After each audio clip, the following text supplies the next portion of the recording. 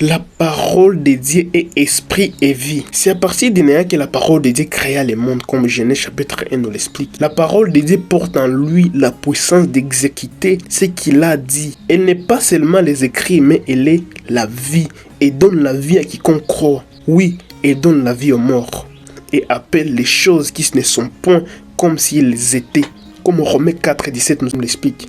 Elle est invisible mais puissante de rendre visibles les choses invisibles.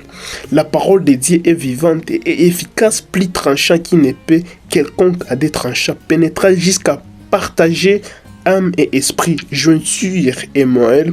Elle juge les sentiments et les pensées du cœur, comme Hébreux 4 à 12 nous dit. Elle est plus forte que les marteaux qui brisent les rocs, plus puissant que les feux qui embrassent des forêts.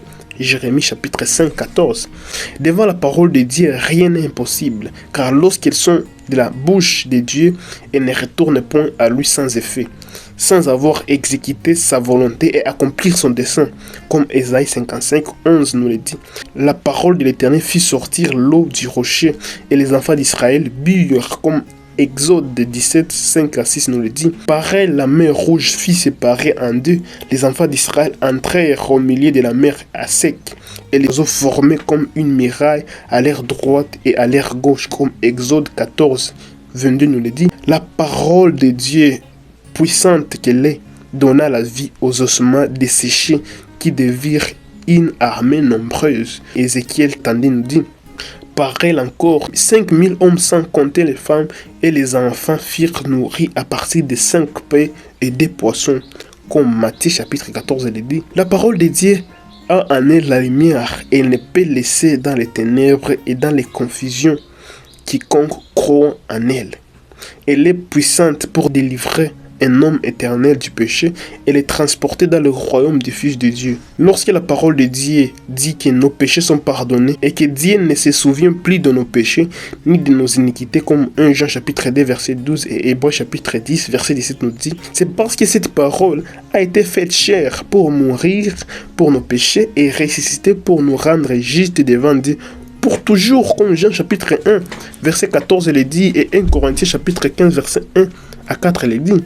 Christ qui est la parole est entré une fois pour toutes dans les lieux très saints, non avec les sangs des boucs et des veaux, mais avec son propre sang, et ayant obtenu une rédemption éternelle, comme Hébreux chapitre 9 verset 12 le dit. Crois à la rémission éternelle des péchés aujourd'hui. Crois que tous tes péchés depuis ta naissance jusqu'à ta mort ont été portés par Christ, et son sang les a tous effacés définitivement, et tu auras la paix avec Dieu pour l'éternité.